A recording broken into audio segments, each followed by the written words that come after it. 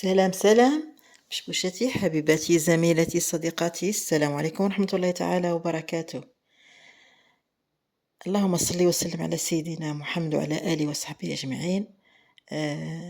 راني عندي وعدي اللي طلبتوا مني البندراق نعاودها لكم. هياك بالصور درك نقول لكم ألف ألف ألف شكر على تهنئتي لعيد ميلادي البارح 19 أوت.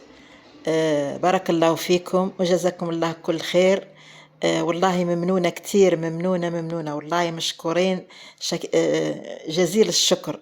والله عجز لساني على الكلام. والله حبايبي ربي يخليكم وربي يحفظكم، ربي يبارك في أعماركم أنتم وكل عائلاتكم يا رب العالمين.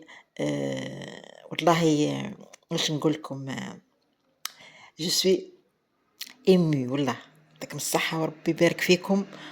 واش نقول لكم، والله يجعلكم ان شاء الله دايما نايرين ودايما منورين ودايما سعداء في هذه الدنيا الفانية. ربي يبارك فيكم وخلاص. يلا ربي جعلها في ميزان حسناتكم يا ربي في الدارين يا ربي. أنا أوجه كلمة للأمهات. أمي لو كان عمرك بيدي لمددته، ولكنه بيد ربي، فهل يكفيك حبي؟ الأم هي الحب الثابت الذي لا يتبدل.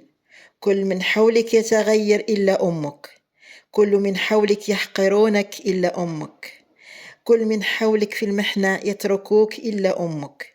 أمك التي لا يشبهها في الوجود أحد. رد بالك، أمك التي خلقت مرة ولا تعاد. كم صهرت لترتاح، وكم تعبت لتنام وترتاح. أفلا تذكر يوم كنت تنام بلا غطاء وتستيقظ على غطاء؟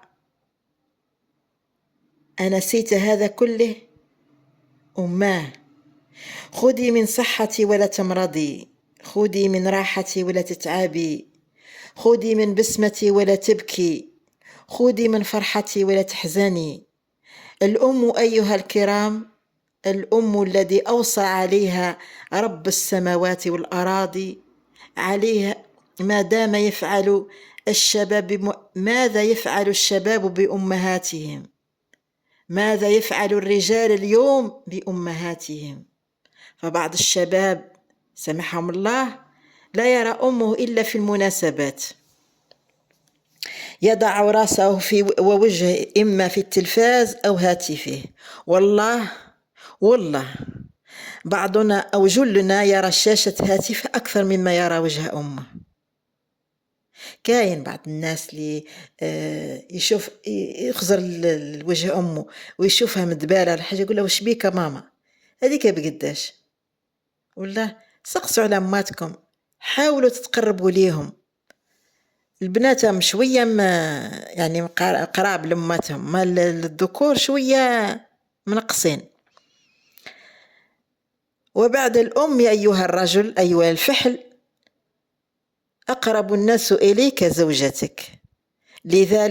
لذلك قال عليه الصلاة والسلام نبينا الكريم: أكرموا النساء فوالله ما أكرمهن إلا كريم، وما أهانهن إلا لئيم.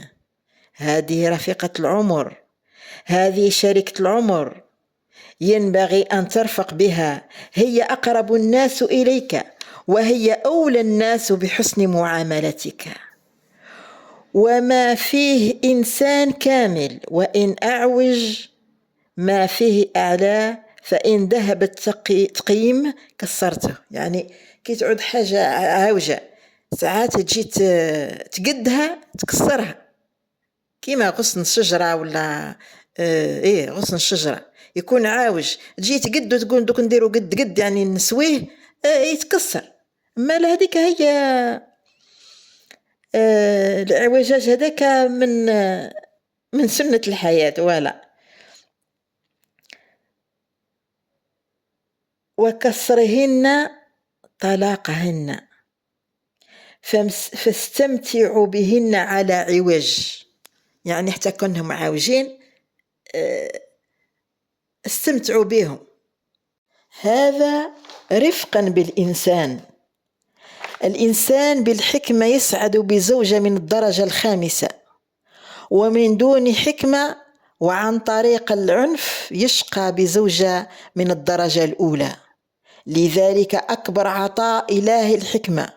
قال تعالى: ومن يؤتي الحكمة فقد أوتي خيرا كثيرا. ومن أدق ما قرأت عن قوله تعالى: وعاشرهن بالمعروف، قال بعض المفسرين: ليست المعاشرة بالمعروف أن تمتنع عن إيقاع الأذى بها، بل أن تحتمل الأذى منها.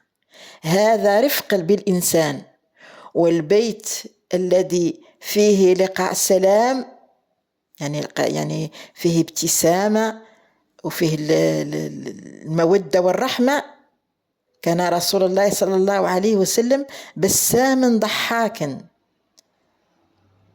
كان يقول عن النساء: إنهن المؤنسات الغاليات، والحب تصنعه أنت بيدك.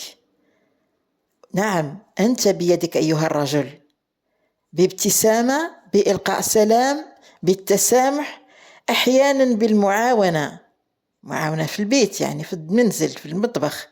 كان عليه الصلاة والسلام في مهنة أهله، كان يكنس بيته ويرفس ثوبه ويحلب شاته. فمعاونة الزوج برفق شيء رائع جدا، بل أن النبي صلى الله عليه وسلم جعل الخيرية في البيت: خيركم لأهله وأنا خيركم لأهلي. يمكن أخلاق الإنسان خارج البيت يمكن أن تنطوي تحت مصلحته، يعني بالتعبير المستعمل الآن بزنس، لطفه وأناقته وسلامه يعني وابتسامته جزء من عمله، حتى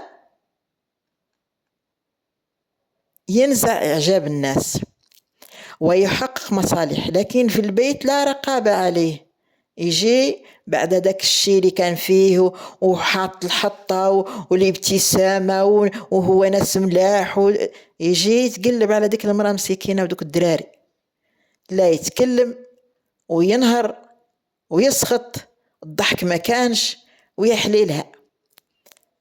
لذلك بطولة المؤمن أن يكون في البيت رفيقا بأهله، محتملا لبعض الأخطاء، وما فيه شيء يعكر الصفاء بينه وبين زوجته، يتسامح معها وتتسامح معه. وأتمروا بينكم بمعروف، ولله الأسماء الحسنى فادعوه بها. فكن رفيقا، فإن كنت رفيقا كان الرفق وسيلة إلى الدخول على الله عز وجل، تتقرب إلى الله بالتخلق بكمالاته. فإذا كان رفيقا بعباده فكن رفيقا بمن حولك، وأقرب الناس إليك زوجتك. هذه الزوجة من لها غيرك، ما عندها حتى واحد المخلوق، رد بالك استحفظ به. أحيانا لا يحلو للزوج إلا أن يمازح زوجته بشأن الزوجة الثانية، ولا يقول لها نطلقك. هذا ليس مزاحا، بل يقيم هوة بينه وبينها ويجرحها، أو قد يكسرها بهذا المزاح. لذلك ترفق بهذه المرأة التي جعلها الله هدية لك. وينبغي أن تكون بيوتات المسلمين جنة بالود والرحمة والمودة والرحمة. ليس بالخبز وحده يعيش الإنسان، والمرأة بالذات الحب والود يغلب عليها. أطعمها طعاما خشن، ولكن اللطف معها أفضل 1000 مرة من أن تطعمها طعاما نفيسا ثم تقسو عليها. والحب بيدك أيها الرجل. الآن في عصرنا العشرة تؤلف الكراهية ويموت الحب. هذا الكلام بخلاف ما قاله نبينا الكريم عليه أفضل الصلاة والسلام: الحمد لله الذي رزقني حب عائشة. ومن سعادة المرء أن يحب زوجته لأنها حليلته ولأنها أم أولاده، والأمر بيدك أيها الرجل. نختم كلامي هذه بطرفة نتاع مصلين. كاين واحد الامام نتاع جامع يصلي بواحد المصلين، كان عندهم مجموعه، قال لهم: تارك الصلاه لا يلتقي بزوجته في الجنه. كل خرجوا من الجامع، الكل، حتى لي ماهوش قادر يمشي مرد شويه باش يخرج. وكو فاهمين واش قلت؟ رفقا بالقوارن من فضلكم، رفقا بديك القارورة اللي عندك واستحفظ بيها، هذيك هي أم ولادك. يلا، السلام عليكم ورحمة الله تعالى وبركاته.